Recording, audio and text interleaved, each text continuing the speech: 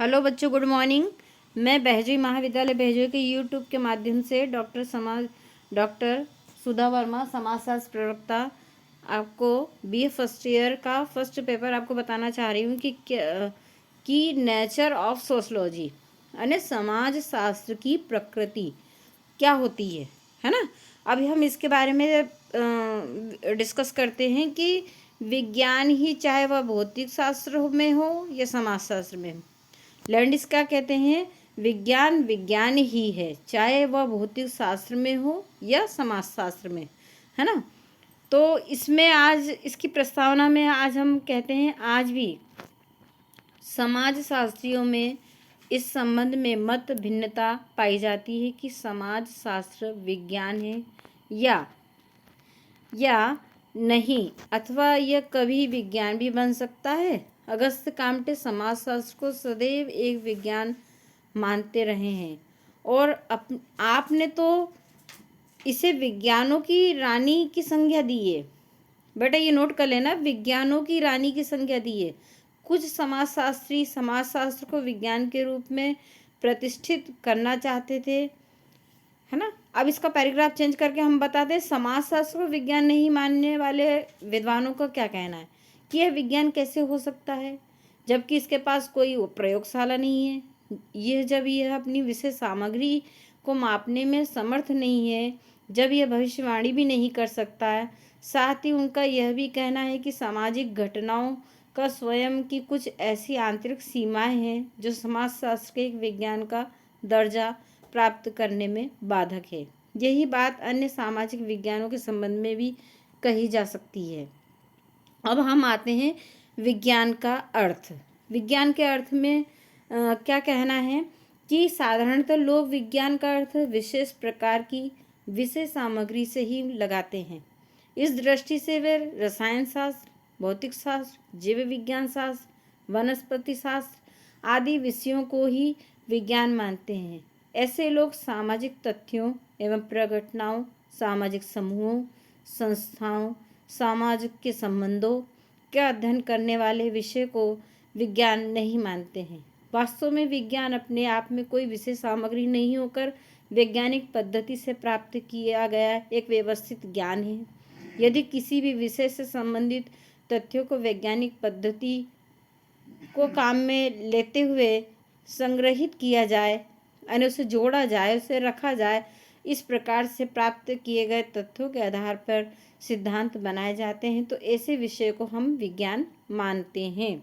इसमें पहला Stuart change की हम डेफिनेशन लेते हैं। स्टुअर्ट चेंज क्या कहते हैं, विज्ञान का संबंध पद्धतियों से है, न कि विषय सामग्री से है।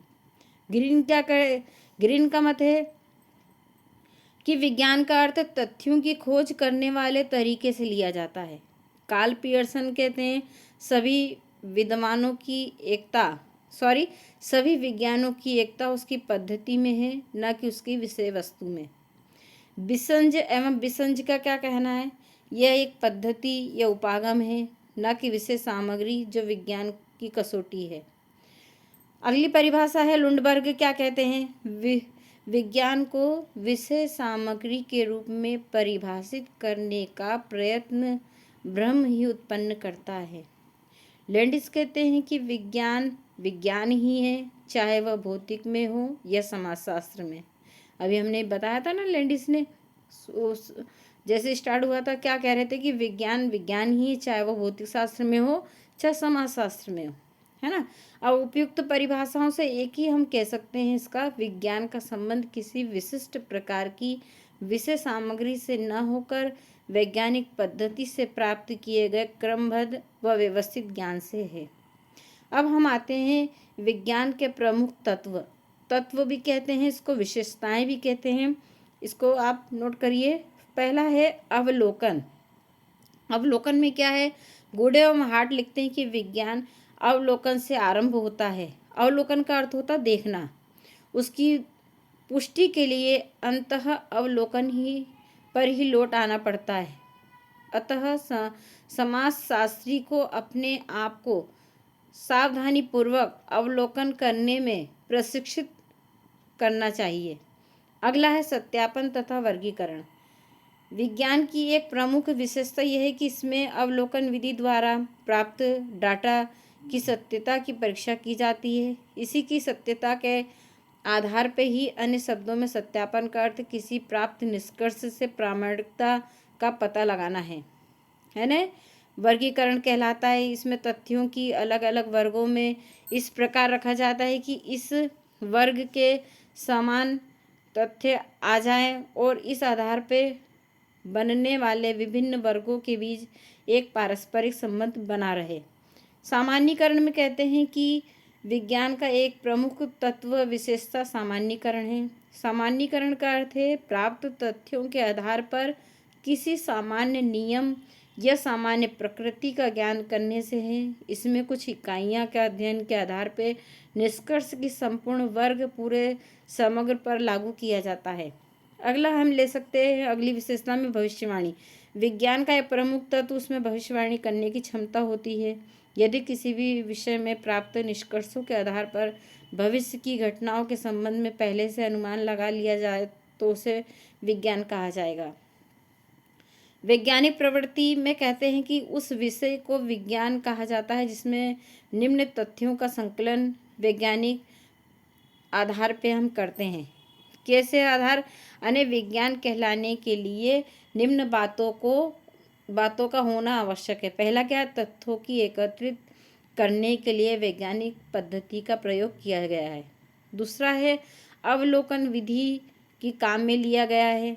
अन्य पहले डाटा इकट्ठा करते हैं, फिर अवलोकन करते हैं, फिर क्या करते हैं? तीसरा है वास्तविक तथ्यों का यथावत चित्रण किया गया हो, अंततः शब्दों में क्या है का स्पष्ट उल्लेख किया गया हो। अगला है कार्य कारण संबंधों की स्पष्टता विवेचना की गई हो, निष्कर्ष प्रामाणिक हो अर्थात उसकी सत्यता की जांच की जा चुकी हो, निष्कर्ष सर्वव्यापी होने चाहिए। लास्ट कह सकते हैं हम एकत्रित तथ्यों के आधार पर भविष्यवाणी की जा सकती है। अब हम आते हैं समाज शास्त्र विज्ञान क्यों है, यानी इसकी प्रकृति। बहुत इंपॉर्टेंट क्वेश्चन है बच्चों ये।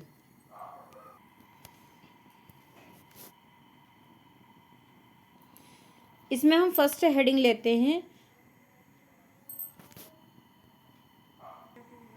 हम इसकी फर्स्ट हेडिंग पे आते हैं कि समाज शास्त्रीय ज्ञान का आधार वैज्ञानिक पद्धति है।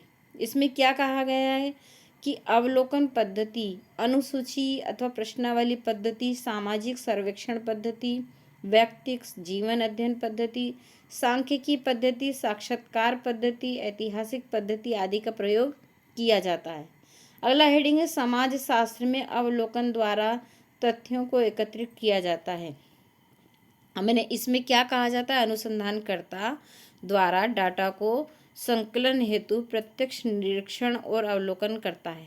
समाजशास्त्र में काल्पनिक या दार्शनिक विचारों की कोई स्थान नहीं दिया जाता है। इसमें तो अध्ययनकर्ता घटना स्थल पर पहुंचकर घटनाओं का निरीक्षण और तथ्यों को संकलित करता है, यानी उसको इकट्ठा करता है। अगला हेडिंग है समाजशास्त्र में तथ्यों का वर्गीकरण एवं विश्लेषण किया जाता है। अन्य असंबद्ध एवं बिखरे हुए आंकड़ों तथ्यों के आधार पर कोई वैज्ञानिक निष्कर्ष निकालना संभव नहीं है। ये सही निष्कर्ष निकालने के लिए यह आवश्यक है कि प्राप्त तथ्यों को व्यवस्थित एवं क्रमबद्ध किया जाए। इसके लिए तथ्यों को समानता के आधार पर विभिन्न वर्गों में बांटा जाता है। यह कार्य वर्गीकरण के अंतर्गत आता है। इसके पश्चात तथ्यों का सावधानीपूर्वक विश्लेषण किया जाता है। समाजशास्त्र को विज्ञान मानने का एक प्रमुख कारण यह है कि इसमें सही निष्कर्ष तक पहुंचने के लिए तथ्यों का वर्गीकरण एवं विश्लेषण किया जाता है। नेक्स्ट हेडिंग है समाजशास्त्र में क्या है का वर्णन किया जाता है। अनेक क्या है? यह समाज इस बात पर विचार नहीं करता है कि क्या अच्छा है, क्या बुरा है, अथवा क्या होना चाहिए और क्या नहीं होना चाहिए। यह तो घटनाओं तथ्यों का पदार्थ चित्रण करता है। वे जिस रूप में हैं उनका ठीक वैसा ही चित्रण करता है। यह तो क्या है का उल्लेख करता है। समाजशास्त्र में कार्य कारण संबंध की विवेचना की जाती है। कार्य कारण संबंध क्या है? इसमें किसकी विवेचना? यह मानकर चलता है कि कोई भी घटना जादुई चमत्कार से घटित नहीं होकर कुछ विशिष्ट कारणों से घटित होती है। जिसका पता लगाना समाजशास्त्री का दायित्व होता है। कार्ल मार्क्स का वर्ग संघर्ष का सिद्धांत एवं दुर्कीम का आत्महत्या का सिद्धांत कार्य कारण के सहसंबंध को स्पष्ट करता है। हम इसमें कहते हैं अगले हेडिंग में कह सकते हैं कि समाजशास्त्र में सिद्धांतों की स्थापना की जाती है, अन्य वर्गीकरण विश्लेषण किया जाता है, उसके बाद सामान्य निष्कर्ष निकाले जाते हैं। निष्कर्षों के आधार पर ही समाजशास्त्री सिद्धांत का वैज्ञानिक नियम बनाए जाते हैं। अगला हेडिंग है समाजशास्त्री सिद्धांतों की पुनर्परीक्षा संभव है। इसमें वैज्ञानिक पद्धति की सहायता से तथ्य एकत्रित किए जाते हैं और इस पद्धति से प्राप्त तथ्यों का प्रमुख विशेषता यह है कि इनकी प्रामाणिकता की जांच की जा सकती है। समाजशास्त्र सिद्धांतों की जांच करना संभव एवं स्पष्ट है। अगला हेडिंग है समाजशास्त्र के सिद्धांत सार्वभौमिक है। अन्य समाजशास्त्र वैज्ञानिक पद्धति को काम में लेते हुए जिन सिद्धांतों का प्रतिपादन करता है वे सार्वभौमिक प्रकृति के होते हैं। इसका तात्पर्य है कि यदि परिस्थितियां समान रहे तो समाजशास्त्रीय सिद्धांत विभिन्न समाजों और कालों में खरे उतरते हैं। अगला हेडिंग है समाजशास्त्र में भविष्यवाणी करने की क्षमता है। अन्य समाजशास्त्र इस कारण भी विज्ञान माना जाता है कि यह क्या है के आधार पर क्या होगा बताने अर्थात भविष्यवाणी करने में समर्थ है। अन्य शब्दों में इस शास्त्र में अपने वर्तमान ज्ञान भंडार के आधार पर भविष्य की ओर संकेत करने की क्षमता है।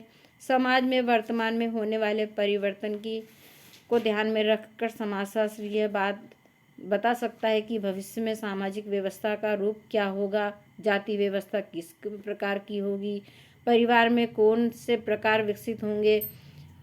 ठीक है बच्चों, अब हम कह सकते हैं कि इसमें उपयुक्त विवरण से स्पष्ट है कि समाजशास्त्र में वे सभी विशेषताएं पाई जाती हैं जो विज्ञान के लिए आवश्यक है। ठीक है बच्चों, आज के लिए इतने ही, फिर आपको अगले बार में आपको समझाया जाएगा। धन्यवाद।